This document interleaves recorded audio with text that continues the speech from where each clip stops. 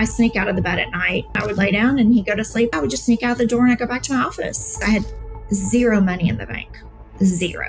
When I started being honest about it is when the growth really happened. But that's why I found a coach. The money's coming in, but it's also flying out the door. A couple months in of tracking my leads, tracking my expenses, tracking my time, what I did every minute of every day, my coach looked at me and said, do you realize you don't have a time management issue? You have a money issue. You're one bad month away from bankruptcy. So I have to ask, all that stuff that you were spending money on? Zero leads. No way. Where were they coming from? This episode is brought to you by Go High Level. If you're a business owner who's tired of duct taping together 5 different platforms just to run your company, this is your solution. CRM, funnels, website, email, text marketing, automations, memberships, landing pages, payments, all in one place. When I moved everything over, I was able to cancel multiple subscriptions and save over $1,000 a month. And memberships start at only $97.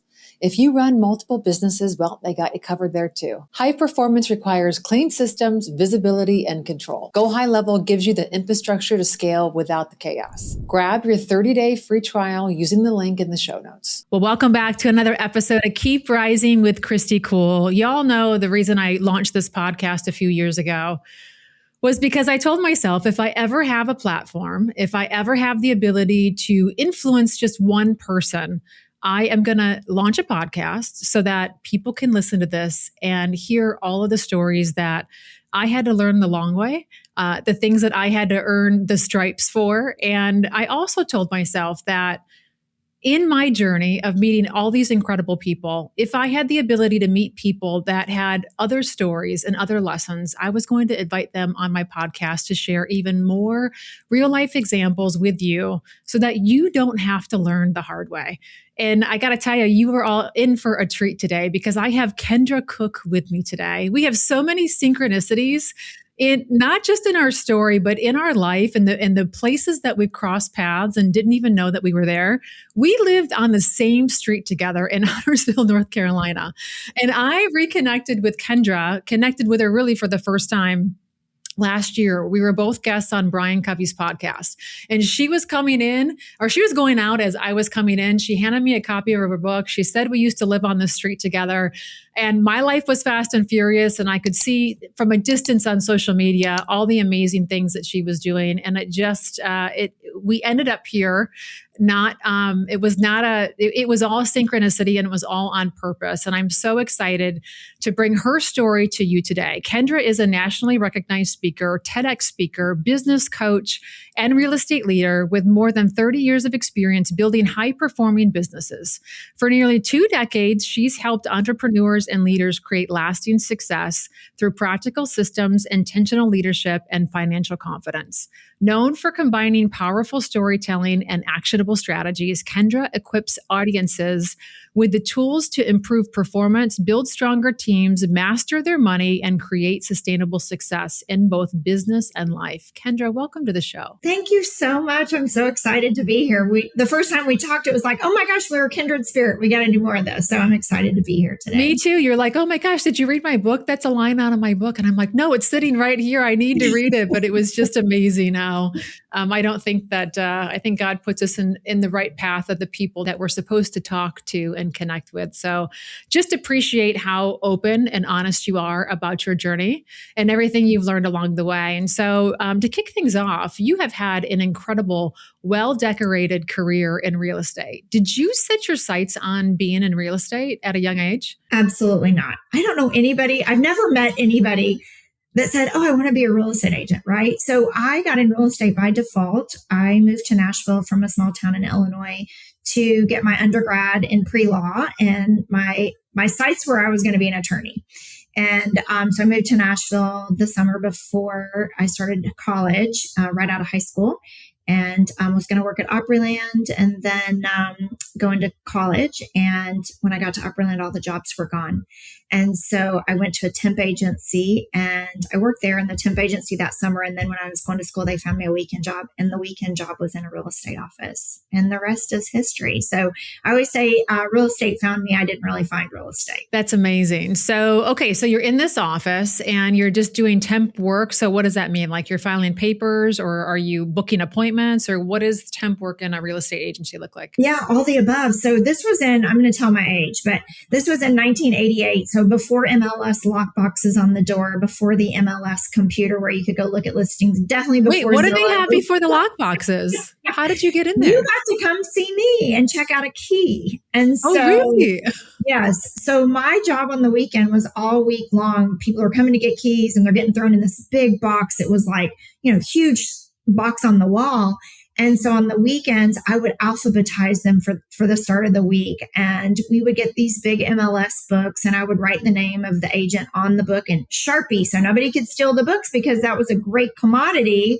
However, by the time the book came out, all the houses in it was sold. So really, I don't know what good the book was, but you can stop and think about how easy real estate is now. And I don't mean as easy as in selling a house, but easy as in getting in a house and downloading forms and sitting with it at your fingertips to look for houses all over the country. And if you go back to 1988, we had none of that. We didn't have an MLS. We didn't have lock boxes. We didn't have apps that would unlock a door. I couldn't look at real estate in a different state from where I was, because none of that was there. So my weekend jobs was setting appointments and handing out keys, checking them out and getting them back in and putting them up, getting the books ready for the week, really just keeping the doors of the office open. And that was my temporary assignment on Saturday and Sunday to work there. And it was close to my house and it made sense. But the biggest takeaway of that was the owner of the company, one of the sweetest men in the planet, rest in peace. He's gone now, but he and his wife would come in every weekend and they would sit in front of the desk and he's like, "You're going to be a great realtor." And I was like, "Are you crazy? I'm going to be an attorney. Like, I didn't move here to be a real estate agent." And he would just come in at Sunday after church. They'd bring me a plate because I was a literally starving college student. And they just really poured into me for that semester. And towards the end of the semester, he said to me, "Listen, we want to make you an offer." He had two sons that was also in the business. They were more on the commercial side. And he said, "We really want to make you an offer. We would love for you to work here full time for one semester and go to school at night. And if it doesn't work out and you don't love it, we'll write you a check for your next semester." And I was like, bingo, I'm going to have a full-time job. And I went to school for 2 weeks after that, and I quit college, and I've been in real estate since I was 18 years old. So I came out of that office with a PhD. I mean, from the front door, the receptionist, all the way up to opening my own brokerage many years later and then selling it. I mean, that man gave me a gift, but it all started with somebody seeing something in me that I didn't see in myself. Wow. Wow. What did you fall in love with? I mean, to go from like the temp work to then the actual real estate work, what part of the real estate work did you love that you quit school 2 weeks later? Well, for one, I had a full-time job. I went from starving, pinching every penny to having a steady paycheck. But really, so maybe that was the love right there. Yeah, right. But from there, no 2 days were ever the same. I think that's what I really loved.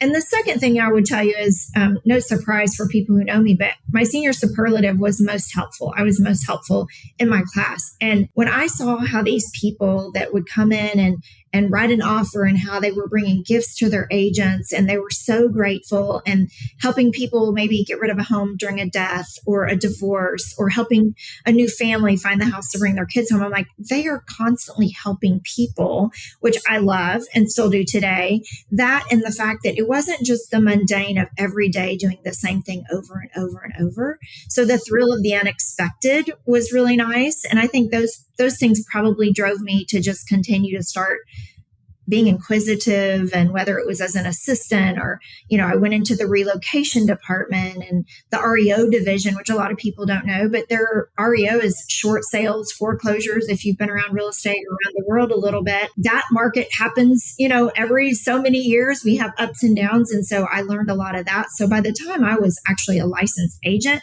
I always say I had my MBA or my PhD, because I learned everything from people who had been doing it and who were very gracious to pour into me and teach me.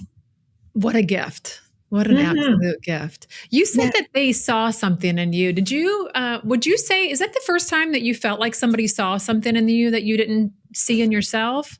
100%. Because the first chapter of my book's about acceptance. So I had always really struggled being from a divorced family, and I wasn't the popular girl in high school and all of those things. And so I don't know that anybody had ever said to me, gosh, you have this talent or you have this gift, and they were the first ones that I feel like really said, hey, you're a light, you have something to give, you're really good.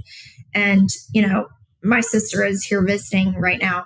And we were walking yesterday and somebody's moving in. I'm like, oh, are you guys moving in? Welcome to the neighborhood. She's like, you talk to everybody. I'm like, that's my gift. Like, I want to be the light that maybe people aren't to other people, because I know what that feels like, Yeah. Would you say that that's your purpose on earth, or what would you say your purpose is? Oh, 100% to change lives. Yeah. Whether that's through speaking the word or helping somebody get their business off the ground, being very vulnerable. I think in the world today, I personally struggle with doom scrolling, and I'm like, oh, that person's better than me. I mean, and then when you pull the curtain back, you're like, oh, that's so fake and it's not real. And that's so disheartening. And so for me, I just always want to say, hey, I have been broke. I have been one bad month away from bankruptcy. I've had cancer. I mean, all the things, and just say, I'm going to share all this because somebody in my life shared their truth with me. But more times than not, I've had a hero or who I thought was a hero, and then I was let down. And so for me, I just say I'm in this world to change lives, whether it's with your money or leading you to Christ or whatever. Yeah, we have that in common as well. I remember when I started doing some work with Tony Robbins early on, that was my entry point into personal development. And I was always a stressed out mess. And, he does this thing about everybody has an underlying primary question, and, and kind of get to your purpose. And it was really easy to see how, why I was stressed, because the bar was set unrealistic in all these categories, and comparison was a big driver of all of that too. And so was acceptance and people pleasing and being seen and all these things. And then I switched my primary question to, how can I use my God-given gifts and talents to change somebody's day, to make somebody's day brighter? And it's like, how easy is that, to just walk out the door and start to get W's on the board? And it was pretty life-changing for me. Okay. So then you took off on the races. I've read your book. I know your story. I've heard you on other podcasts. You were incredibly successful as a real estate agent, and then you decided to open your own brokerage. Talk to me about that. There were some changes within our real estate community and at a state level. And I had branded myself for years as Cooke Realty Partners, and that was my team under the brokerage umbrella. And there were some things that happened, and they came out and said, well, you can't have the word, group or partnership or, all these words, because it was confusing the public. So they didn't know who the brokerage was, and they didn't know who the team was. And anyway, it was a little bit of legal hoopla. And I fought it really hard. And with the owner of the company that I worked for, and he was such a gracious human. I love him. And he just said to me finally, he's like, we're not going to win this battle. And you've been branded that for so long. I'm going to encourage you and honor your wishes to step out and keep that brand, because that's who you are. And so he was so gracious. I mentioned him in my book, one of my best mentors. But he said, you know what? You got to go. Like, this is for you. And as I stepped out and did that, there were so few female owner brokers at the time too that really come to mind for me, which I adore and respect both of them.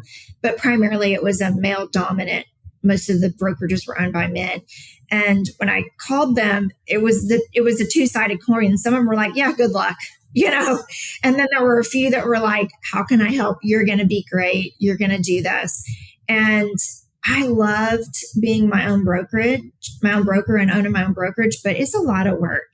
There's a lot of things that you don't think about when the receptionist doesn't show up. Guess what? You're the receptionist. The copier breaks and it needs an upgrade. Get out your wallet. And so 100% of the responsibility falls on you. And so while you do love it, there are things that you don't know and you learn as you go. But I'm super grateful for that experience, because when I ended up selling my brokerage and moving to Charlotte, I took on a role of working for someone. I did not own the company, but it helped me to really manage. I had a much larger team there.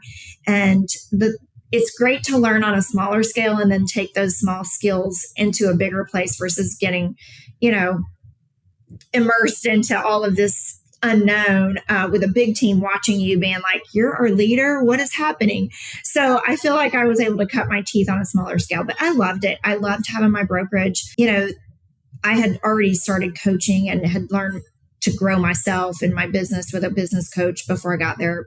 Thank goodness, because prior to that, I made a lot of mistakes, financial mistakes, hiring mistakes. And so I'm glad I had, prepared myself and kind of groomed myself to go into a bigger leadership role by opening my own company. It was smart to do that. Let's talk about that for a minute. So when you say that you learn from a business coach, why did you decide to invest in coaching? What was going on in your life and in the brokerage at that time? Yeah. So for me, I was still just an agent to brokerage, and I'll try to do this quick, but the business was coming. And I was super busy and I didn't know how to manage people or anything. And so I was burning and churning through people, through clients, through team members, just because I didn't know what I didn't know. And I started really struggling at home, to be honest with you. I was the last person to take care of me last, and my family was next to last. And so my husband had kind of addressed the fact, and this is going back to prior to a lot of emails, we were still faxing contracts and doing our mailers in-house and all that. So he came to me and said, hey, every time you go in the office for one more fax or one more email or whatever, you don't come out for hours and we're all in bed. And oh my gosh, I got to stop for, I just thinking about that, like your client needs something and texts you or messages you, but you can't fax from home. You have to go in. Wow. Okay, yeah. Keep going. So I was just burning the candle at both ends. And so one day I was going home, and I was going home to be the great wife and mom. And I had all this guilt of leaving my clients, everything at the office that needed to get done. But then if I had to stay there, I would have had the guilt at home. So I was driving home, and I have this really good little angel. Her name's Kendra. And then I have this little devil on this side. Her name's Cassandra. And Cassandra decided to tell me, you know what? You could sneak out of the bed at night. And you could go back to your office. Your family sleeps very sound. Nobody would know.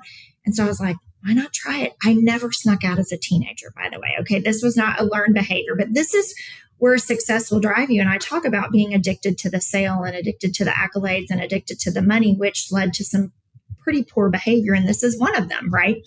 And so anyway, I sneak out of the bed at night. So you would put everybody to bed, wait for your husband to go to sleep, and then you would sneak out. Would you go out the door?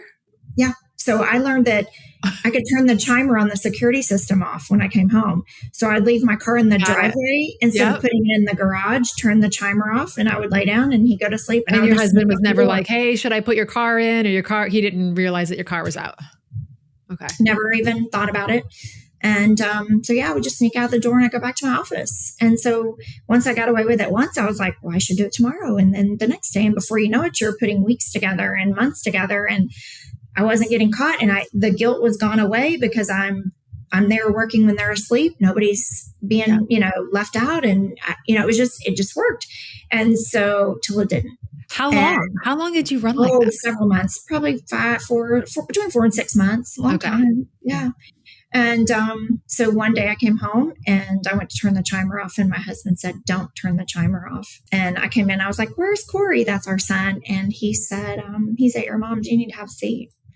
And he just said, you don't think I know where you're going, and you don't think I know what's happening. And I know you're not cheating or anything, but I didn't wait this long to get married. And one of two things are going to happen. You're either going to get abducted coming out of a office building in your pajamas, mind you, or you're going to have an accident driving your car because you're going to fall asleep.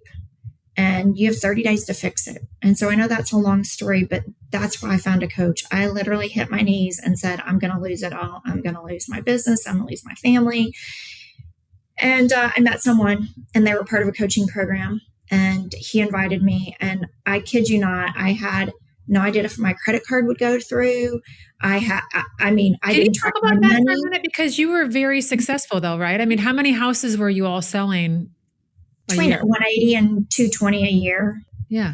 But if you're not tracking the money, every time somebody comes to you, Kristy, and says, hey, you want to buy a billboard? You're like, sure. You want to buy a moving truck? Sure. You want to put your name on the pharmacy bag? Sure. You want to be on the shopping cart at the grocery store? Sure. And so the money's coming in, but it's also flying out the door, right? Yeah. And so I always say I never bought leads, like a service to send me lead funnels, but I was buying leads, right? Or so I thought I was. So I went to this coaching event. Not knowing that your credit card would go through. It went through, praise the Lord. I got a ticket. I went to the wrong airport. This whole story is in my book, which is hilarious. But anyway, I finally get there. The cab. I'll leave that for people to read your book. But I was like, wow. That's far away. I finally get there, and I'm telling everybody's, always asking, like, what are you trying to get out of this event? Why are you here? What are you struggling with? And so I kept saying, time.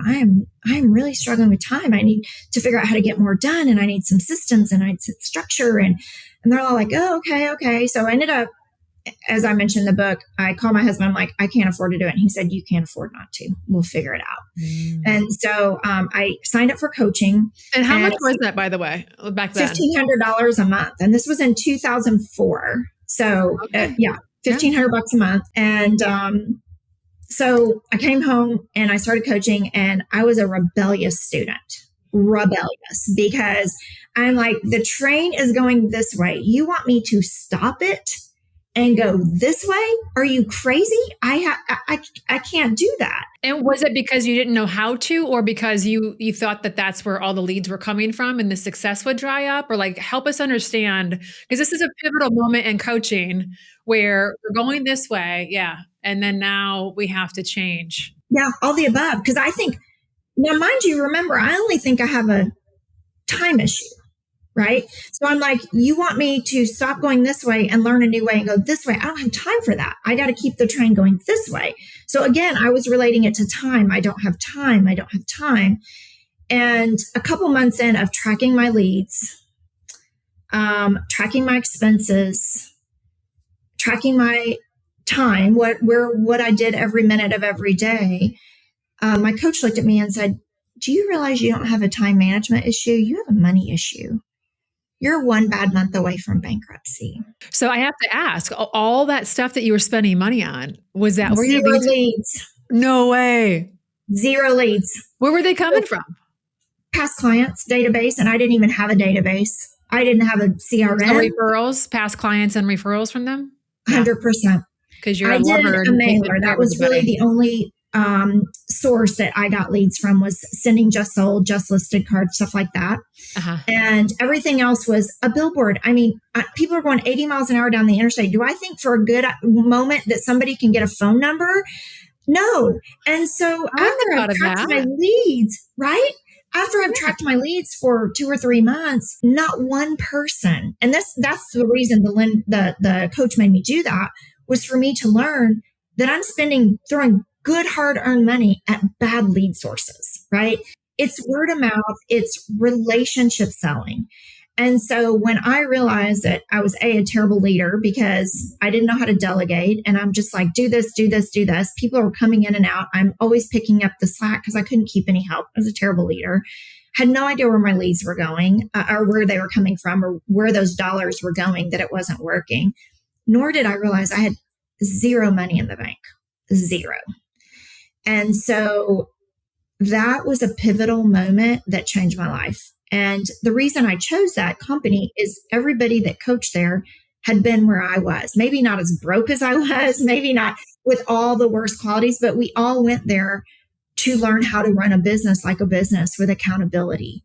And that's 100% why we all need a coach in life, is accountability, whether it's in the gym. I mean, my trainer was here at 5:30 this morning. Yeah. I can work myself out, but will I? The way she will? Probably not. There's just no way. You're not going to, right? You're just not going to. Yeah. Right. And the same thing with our money. I mean, people say to me, you still do a budget? I'm like, every stinking month. Yes. A P&L. I mean, yes. You'll be surprised how many things you'll catch on your credit card that are not your fees or somebody double charges you. I mean, it's just the little things, but it's awareness. And so when I figured out that their way was better, your way's better, right? Your way's better. I am going to pump the brakes and I'm going to go backwards a little bit to turn and go the way that you're going to help me build this successful business. And it was the best gift in my business life ever. Number one thing I tell people, they always say, what is your success? Hiring a coach to see the things that I wasn't willing to see. We're not able to see the picture when we're in the frame. But when we have somebody judge the frame, and I don't mean judge in a bad way, but judge like, where's your money going and where are your leads going and where are you spending your energy that's not a good reward, when they can help me, really deep dive and dig into my business, change will happen. But until you're uncomfortable enough to change, you won't. You won't. Right? You just don't. Pain is a good motivator, right? Or frustration, I think, is the same as pain. I mean, we could use those words interchangeably. Yeah. I wish there was an easier way. You know what? I think there probably is, but I'm not willing. I'm speaking for myself. I wasn't willing to hear it until I crashed and burned. I think I had to crash and burn because I think that there were people in my midst saying, hey, you're burning the candle at both ends. Hey, do you have an accountant? Hey, are you investing that much? I'm sure there were people saying that, but I was like, whoa. I was too addicted to the accolades of, oh, you're top agent again. Oh, your name's on the billboard. Oh, here's your $2 plastic plaque. And in my mind, I was doing really well. I was providing for my family, but I was doing nothing for longevity for my family. We were just living in the moment because I didn't know any better. Yeah. Yeah. Well, we do the best that we can. And I think that once you go through an experience like that, I believe then afterwards, then you start to listen and try to preempt things so that you don't have to take it on the chin. I feel like my awareness got a lot better after I was on my knees one too many times. And I'm like, okay. The student is ready. Where are all the teachers that have been standing around here? Exactly. And I think once you've had a hard lesson, I think you're more in line and equipped to ask questions. Like my husband always says, you ask so many questions. I'm like, I got to have all the details. I got to know, before I jump in again and make a huge mistake, You're not stuck. You're just not operating at your next level yet. You already have the ambition. You already have the capability. What you don't have is a way to access it consistently. That's what Unleashed is designed for. A 12-week high-performance system built in 3 phases. First, alignment. We get crystal clear on what you want for this season of your life and remove the friction standing in your way. Second, activation. We build the systems and standards that turn clarity into consistent execution. And finally, acceleration. We lock in momentum so results compound without burnout or backtracking. Together, we remove the friction, rebuild your execution, and create momentum that actually lasts. If you're ready to stop tapping into your potential occasionally and start living there, go to unleashedwithkristy.com. If you're hearing this after that, you can join the waitlist for the next one. Keep rising, my friends. You're so much closer than you think. Would you say, again, very similar here, there is a rush, there is an adrenaline rush, and there was, the success. And once you get one, now I want another. And that has never left me. Do you feel like, was there anything else that you were searching for with achievement that you thought you were going to get once you achieved? Was there anything that you now you're like, oh, I thought I was going to feel this way or get this certain thing? Or was it just purely that you were addicted to the chase? Yeah, I think I was definitely addicted to the chase. I thought that everybody would accept me. I think that back to the acceptance thing, like connection, love and connection. Yeah, maybe. Connection. Yeah. And, once you get in it and you figure out that I really just wanted to help people and I didn't know how to help myself in some respects, but I think acceptance would be some of it. And now that I won't say I've learned all the lessons because I learn lessons every day, but those lessons that I learned from that were so hard for me, I feel like that's my duty to repay that to people who say, you know what, can you help me? Yes, absolutely. Are you willing to share? Absolutely. there were so many people in the coaching realm that poured into me, and even in the real estate offices, my brokers and the owners of the companies, that they were willing to help me. Like, who am I not to help somebody else? I mean, I feel like that goes back to what our calling is. But yeah, I think that was a good stepping stone for me to realize that, if you are a student, the student can go back and be a teacher later after you've mastered some skills. Absolutely. Do you feel was that coaching environment, were they willing to share their vulnerable moments too? Is that where you learned that it was okay that you could share that? Yeah, because we were in a room together, it started out a very small organization. Now it's a huge organization. But that was part of, coming clean, like just ripping the Band-Aid off, getting raw and real so we can fix it. Because let me tell you something. I told you I was a rebellious student. I was hiding so much. And, hiding, I'm like, I'll just give them this much of the truth. And then, they'll be able to fix me. And then nothing changed. And I'm like, I'm the problem. Like, until I fully disclose, and I like to say, get naked, not in a bad way, but just be raw and authentic and be like, hey, I am super broken and I'm super broke. I have no money. Like, when I started being honest about it is when the growth really happened. Because how good did that feel? Like, I'm sure it was uncomfortable in the beginning, but how good did it feel to be able to share the truth? Oh, so good. And people come up to me after I do talks now and they're like, why would you share that story? Like sneaking out at bed at night. I'm like, you think there wasn't somebody in this room that did it? And the story really is more about addiction. It is. Yeah. Let's be honest. Like, I've never been addicted to alcohol or drugs or anything like that, but I have an addictive personality. Like you said, ringing the bell, making the sale, serving more people, leaving a bigger legacy. I mean, that's an addiction if we want to be honest about it, And so everything that I hear you say, this could be like a 12-step, really. I mean, yes. Everything, sneaking out, hiding things, not wanting to be vulnerable, not willing to get naked, how good it feels to tell the truth and reset, have that reset. Yeah. I mean, it's so freeing because what you get is what you see. We have a little like a bird in our living room that somebody gave us, and we absolutely love it. They gave it to my husband, but it's for both of us, and we joke about it. And it says, "I love Jesus, but I cuss a little." I mean, that's just, that's the raw, real, honest, authentic piece of us. Like, I'm just. What you get is what you see. And when you can live that way, it's very freeing. It really is so freeing. I mean, there's no tabs to check. There's no, you are who you are. And what a breath of fresh air in this world of social media and the highlight reels and nobody being willing. I think, again, we have that in common. There's, I've people that aren't in our industry that are still in corporate or that will throw some shade every now and again, or I can't believe you put that up, or that had a misspelling. And I'm just looking out for you. And I'm like, cool. I'm not taking it down. Like, I misspelled a word. We missed it. The T, like it's okay. It's really not. Yeah. It's not that big of a deal. And it's it says more about the person judging than it does. Right. The person that's just walking. Well, and I don't want to judge you.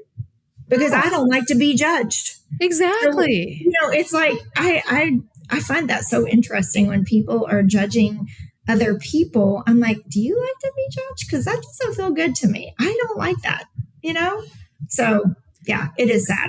There's always more there, right? We'll leave it at that. There's always more there, and hopefully we can get them to a place. And I believe that this is really, the whole reason.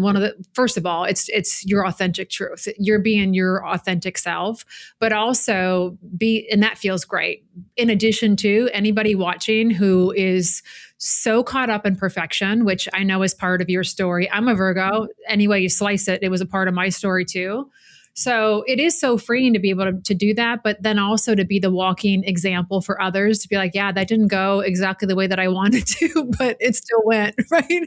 I mean, how many talks, how many podcast interviews, how many sales calls, whatever it is, that I was like, wow, I don't think that was is great, but you know what? I did my best. And it's amazing how much comes through from those moments too. It's always the ones that I don't think that I did great, but most importantly, the people that are caught in their own prison of perfection can see that, gosh, Kendra is so free. She's just so free. And she is who she is. I love that. So you then made the decision to go into coaching full time. Tell me about that. I had always, when I finally surrendered to my coach and really turned my business around, my ultimate goal was that my husband and I would set our life up to where I could retire at 50, if I so choose.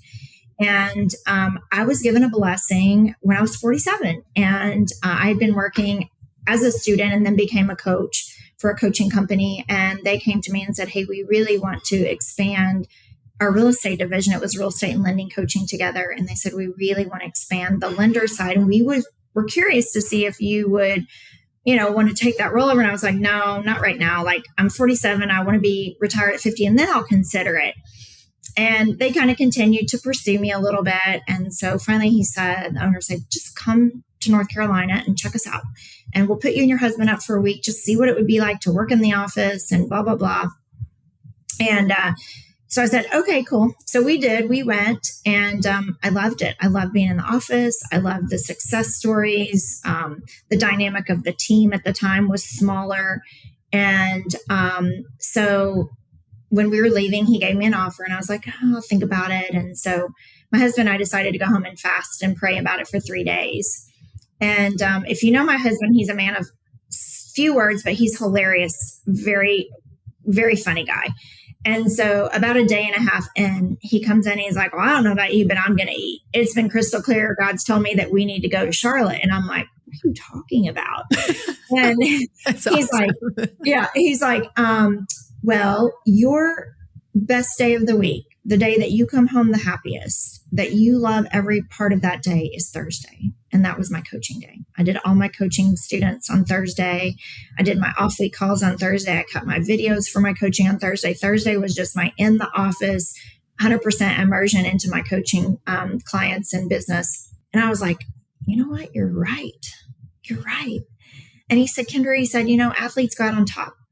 And he said, you're an athlete in real estate. He's like, you've won everything. You've done everything. He goes, like, you're the Michael Jordan of real estate. He's like, go out on top. You've got nothing else to prove. And I was like, let's eat. And so that is literally how it happened. And so we told our kids, and then, I told my team and accepted the job. And so I thought I would have a year to transition out. And they were like, no, we want you here in May. And I was like, and that was December. And I was like, oh, so it was quick. I went over, found an apartment. I prayed about it, walked away from my business. My husband stayed back for several months and saw the transition happen. But, going back to the people pleasing and the judgment and the acceptance, we've talked about all that. I talk about this in the book, but there was so much anxiety for me. And I'm not really an anxious person, but around what people would say. Oh, she couldn't afford to keep her brokerage open. Oh, her business is going backwards. And I struggled with that for about 90 days. And finally I was like, are you kidding me? You're like, why do you care? People. It's real though. It's so real. It's real. It's paralyzing how real it can be. I was homesick. I had left being the business owner to work for a different owner. Like I went back and I was an employee. You talk about humbling yourself and living under somebody else's rules and all of those things. But I can tell you, I spent 6 years in that role, and master's degree on managing teams, big teams. There was 20-ish, a little over 20 people in the office when I got there. There were over 50 when I left. And so, I learned how to hire and onboard and train versus winging it like I did as a real estate agent, and really learned, just efficient systems and structure and just so many things that were parallel but different, right? I was the salesperson and I was the face and the name and everything. And I walked away from all that and went over here and was like, oh, I'm going to help build somebody else's team and I'm going to help build somebody else's company. But I loved everything about it. I could see instant gratification where I coach somebody and keep them from going into bankruptcy or save their marriage or, whatever. And I even say that in the book. Like it was my calling. It was just an extension of the calling I already had. But I don't believe anybody will ever stand over my grave and say, oh my gosh, she sold my house in 48 hours. She was so great. Her marketing plan was fabulous. Maybe they will, but I highly doubt it. But I promise you that I still get cards and birthday cards of, my wife and I, thank you for saving our marriage, or, my kids are now in Christian school because of you, because you helped me fix my finances. That's where I wanted my kids to go to school. And just, and I don't, I don't say that to brag, but I just say that that's the legacy I wanted to leave. And by going into full-time coaching, it gave me that opportunity to do that. Sure. I just, there's so many beautiful parts about your story that I love. And the fact that even though you've conquered everything on paper and the ego could have kept you over there, that you've never stopped being a student. You've never stopped listening to the calling. I know that you are such a big believer, and you are so connected to God, and arrange your life in a way where you can hear what the message is. And even though it may not be easy, you never stop being a student, and you're obedient to be able to go and do those things. That is not for the faint of heart. I interviewed a death doula on this podcast when I first launched it, and I literally passed her in the hall where she used to live, in the same place that I lived. And she had this, it's like she floated by me, Kendra. And it was one of those things that before I knew it, I was following her. And I'm like, wait, this is probably stalking. And, and somebody could have, but I was like, who is this person? And then I kind of backdoored through social media and looked her up, and I thought, I don't know what she has, but I need more of it. And so I bought her a cup of coffee, and then we were on this podcast, and I said, how many deaths have you been part of? Because she was a medical oncologist, and she went hospice, and then she launched Death Doula before it was like, she was like one of the first. And she said, I've been on over 1,000 journeys. And I had asked her, how many were good? Not mechanically good, right? Because there's a lot of things that happen that you may not think it was a good crossing over, but she knew what I meant by that. And she said 2. And I said, 2 out of over 1,000. Tell me what was so good. And she said, they left nothing on the table. You could just tell. I opened the door and I walked in, and you could feel the energy both in them and the family and in the house. I said, all right, tell me about the other 1,000. And she said, well, now here you are, and there is no more second chances. And I asked her what stopped them, and the answer was fear. Fear of what? Failure? She said, yes, but that's not the number one reason. That's number 2. The number one reason is fear of what other people will think. Yeah. So I appreciate you continuing to tell that part of your story, because everybody, just like the sneaking out at 1:00, there's a lot of people in the rooms that need to hear that. Yeah. I think that, and I think it destroys relationships. I think it, because if you aren't willing to be vulnerable, right, and to do these things, then you are going to come to the end of your life and you're not, I wish I would have, could have, I wish I should have. Why didn't I do this? And I say it all the time. I want to live my life with no regrets. None. It's interesting that you said hospice. I volunteer here in Tampa at Life Path Hospice. I volunteer there. But my mom, to live the life with no regret, my mom, struggled in relationships and finally found her person. They were together 37 years and he passed. It'll be 5 years in July. And we were leaving hospice. He passed in hospice, and me and her and my sister were in the car. I was driving. My mom was up front, and we're just about to back out. We've said our goodbyes. And I said, Mom, I just put the car back in park. I said, is there anything else you want to say or do? Like, we're here. And she just looked at me and she said, no, I lived my life with no regrets with your dad, my stepdad. And I was like, that's how I want to live my life. And so just put my car in reverse, or the rental car in reverse, and backed out. And from that day forward, I'm like, no regrets. Like, I'm going to tell my kids when they hurt my feelings. I'm going to tell employees, when they say something that's not kind. I mean, I'm just going to, people are like, will you call people out? No.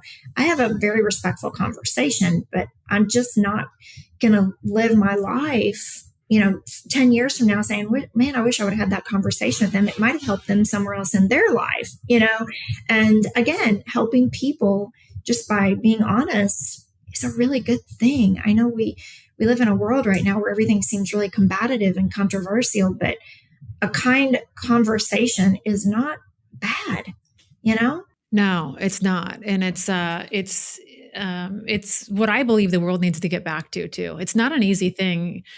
Even 30 years ago, I don't think it was an easy thing for us to feel like we can be honest. But I will have to say again, and you don't know this, but I just I think I had spoke to a group of business owners here in Charlotte, several groups of them, and I take them through an exercise, a values exercise of, what makes you who you are.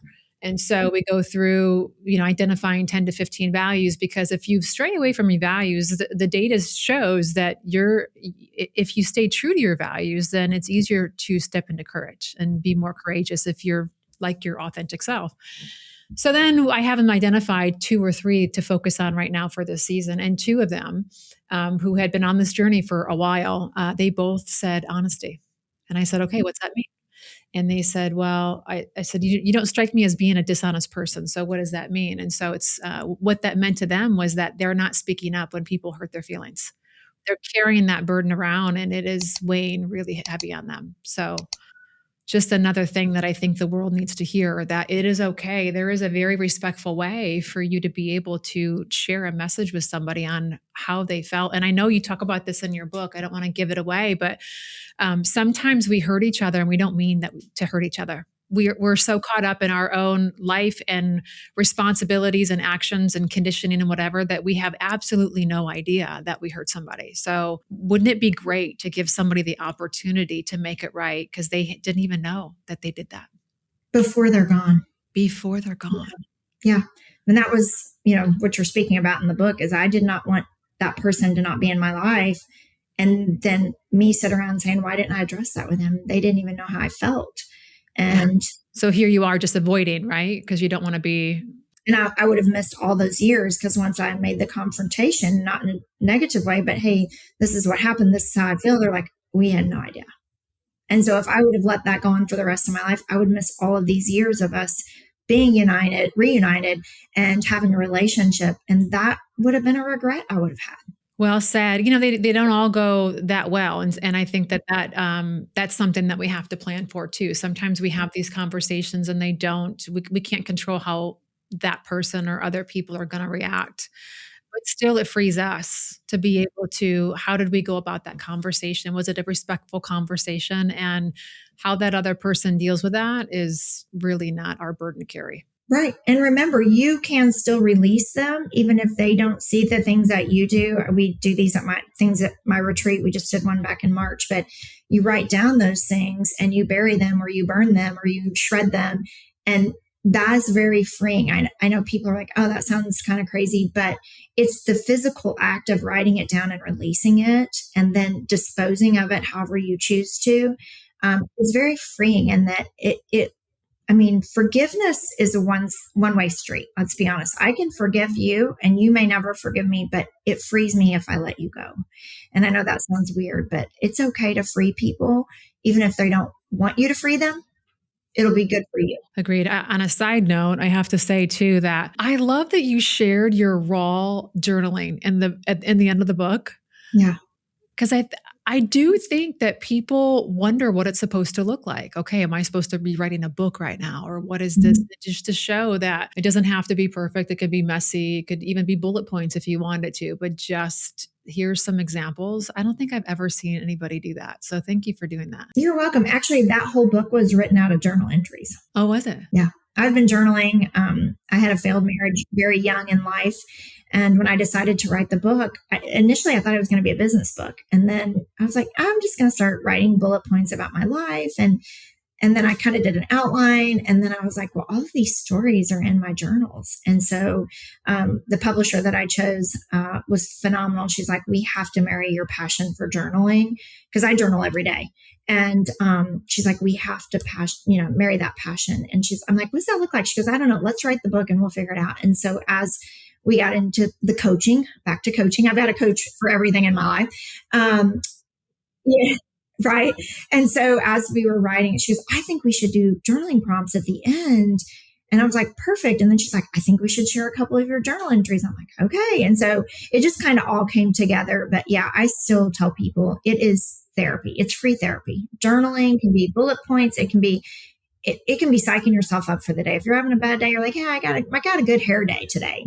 high five yourself and move on. It could be something that's heavy on your heart that is going to be a distraction all day if you leave it there. So really it can be bullet points. It can be a paragraph. It can be a sentence.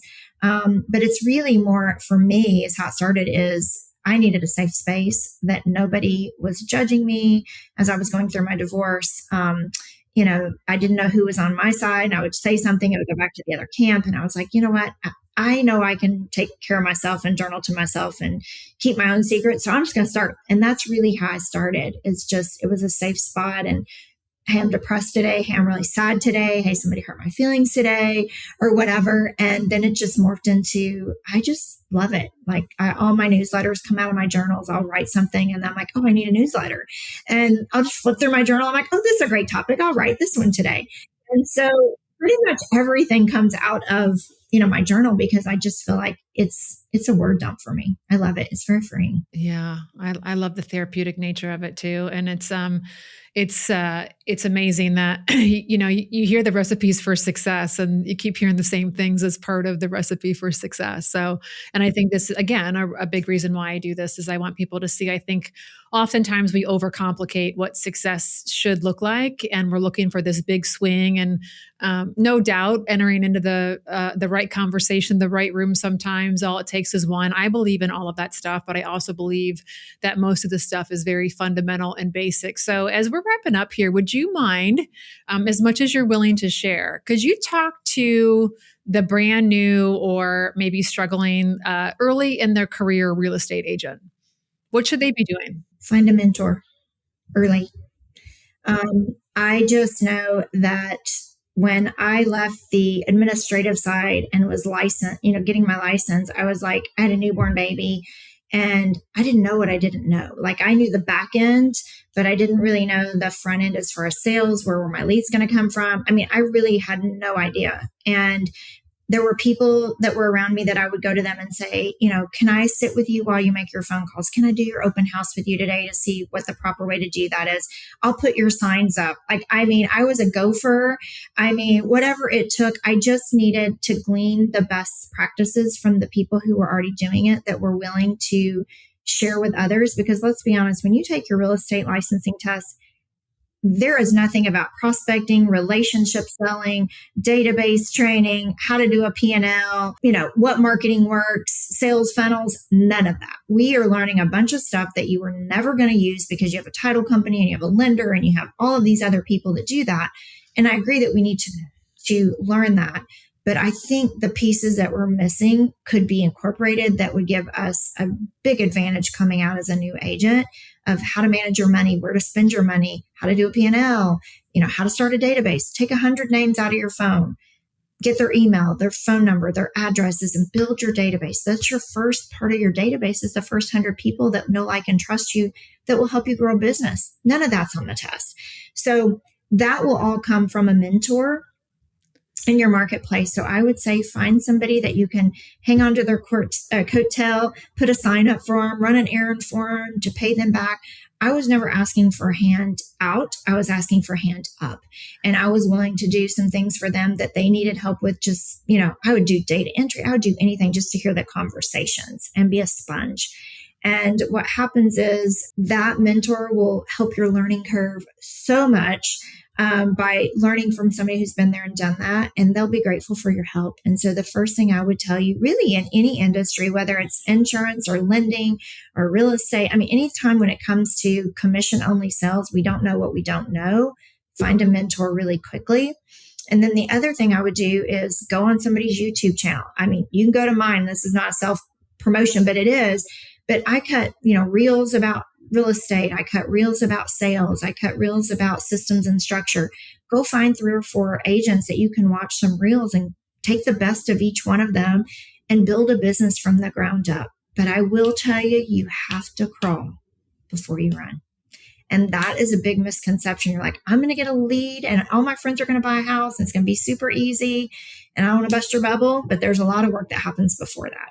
Yeah. Well, I appreciate that you said the proximity and doing the favors. I was actually writing a solo podcast episode before we jumped on to do this, and it was about how you intentionally build your circle. And I was sitting there writing and just thinking about all the favors, genuine favors that I had done for somebody. And I'm just wondering if that even happens anymore. Does somebody, are there a lot of people that are saying, hey, I want to shadow you? Because it's so different to have coffee with somebody and talk about it versus to be in earshot of it and to be able to watch and see and to see like, and how do you deal with the disappointments and how do you deal with all the in-between things too? So I appreciate you saying that, because I still believe that if you can find a way to get somebody to say yes, I believe that you should do absolutely anything to make their life easy so that you can get the proximity and have the earshot and the examples right in front of you of what it should look like. Absolutely. And if they're really successful, you want to learn what's made them successful.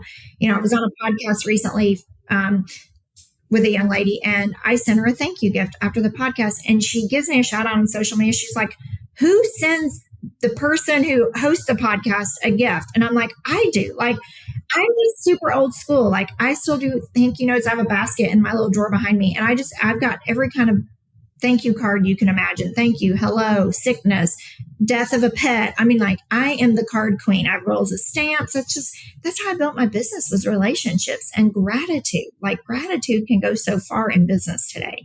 So I think, yes, you know, giving a hand out and being thankful and, you know, running an errand for somebody, I will still do that today. Like, you know, I will too. Yeah. Yeah. And so I think that the art of gratitude goes a long way, and especially when you're going to ask somebody to give you some of their knowledge and let you be a little shadow for them. Yeah, go do them a favor.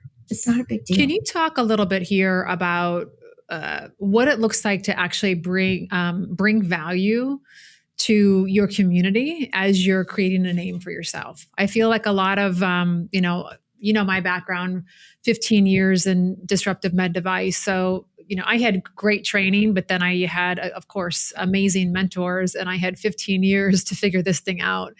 And so what I see oftentimes, if you've never been given formal training, then it just kind of seems like everybody is a target.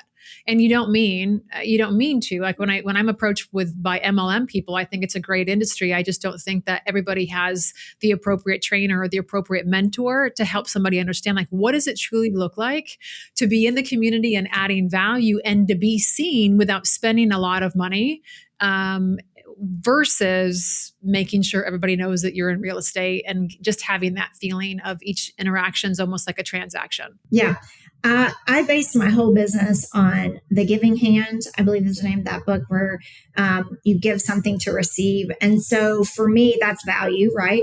And so as you start building your business, whatever sales group you're in, what is the value of a real estate agent? You know, get some documentation about how houses sell, you know, higher price with an agent versus for sell by owner. Talk about the value that you bring by getting them more money, or what your sphere looks like. Hey, I send a newsletter out every month, and I have a 70+% open rate, which is absolutely unheard of.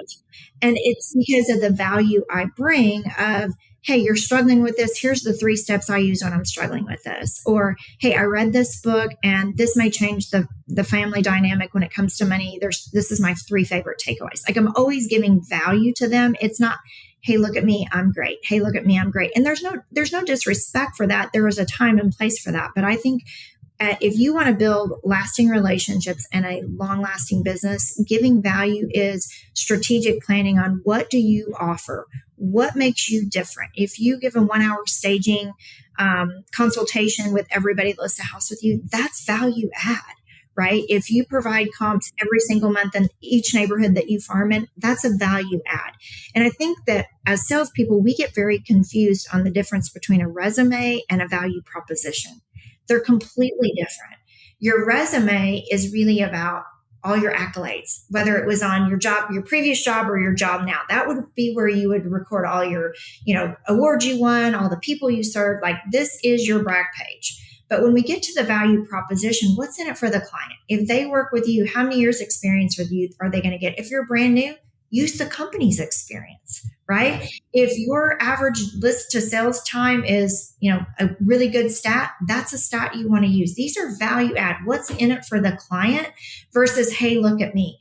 You need both. So I hope that answers your question, Kristy. Is value add is what does the client get from you? What do you offer as a professional, or maybe the company that you chose to back you? What do they offer that gives you value add versus, I'm number one, I'm number one, I'm number one.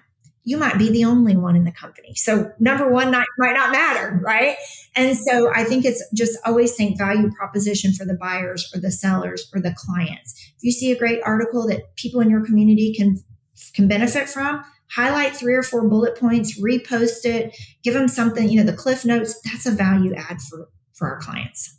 Yeah, I love that. And be a bright light when you're out there. Look for an opportunity every single day just to be a bright light, have your energy on point and make a difference no matter how big or small every day. Before we close here, I know that you have a daily well planner. Why don't we end with that? I know that life gets so busy and things go sideways on us, being able to come back and understand what it is I'm supposed to focus on today. And did I get it done? The accountability, the self-accountability. I have not seen your planner yet, but I know if it came from you, it's got to be amazing. So talk to us a little bit about that. Well, so I do women's retreats twice a year. And so one of the young ladies that was there, it's been on my vision board for years because when I travel, I've got my journal, I've got my calendar, I've got my notebook for the notes, I've got my gratitude journal, all these things. And the joke is always my carry-on is heavier than my suitcase because of all the books. And so for many years, I've wanted to create one. And a young lady that was at the event's like, I really want to go home and create a planner. I'm like, we should talk. So our first edition came out last year at the end of the year. It's the purple book that you see right there. The Daily Well is really a way to have intentional planning to live an intentional life, right? And as busy, whether you're the domestic engineer of your house or you're the CEO of your company, we all have a lot of responsibilities, whether it's kids or employees. So we have our workflow, we have our morning routines, we have our gratitude journal, we have our to-do list, finances, all of that. And we put it all in a spiral notebook. So they are in 6-month increments. There's a place every month that you can track your expenses. So we call that the path to prosperity. You have a daily page where you can journal your gratitude or something that you want to journal, your to-do list, your power moves, like giving yourself your own high five at the end of the day, because nobody's standing cheering for me when I walk out of my office in the afternoons, right? But a couple of my favorite things at the very top is how you start your morning. And we really talk about hydration, body movement, getting your soul right. If I can get my morning routine, non-negotiables done in the morning, the rest of my day, nothing can mess me up. When I skip that morning habits, anything can happen. So we really help you focus on the flow of your day. There is also at the back of the book about 20 or 25 note pages lined. So it becomes my notebook for the 6 months. I go into meetings, I take all my notes. You and I had our first call about something you have coming up, and I took my notes in there, but it can stay on your shelf forever. So I can go back to those notes. And so for me, it's just an organizational piece that anybody can use and to manage home, work, life, personal, kids, whatever, all in one spot. I love that. Kendra Cooke, thank you so much for being on the show. I just love that we've crossed paths multiple times. We will link everything, your YouTube, the Daily Well, your book. I have it right here. It's so pretty, your pretty picture. Embrace, empower, evolve. We'll put all the notes, the links in the show notes. I appreciate you being here, my friend. Thank you so much.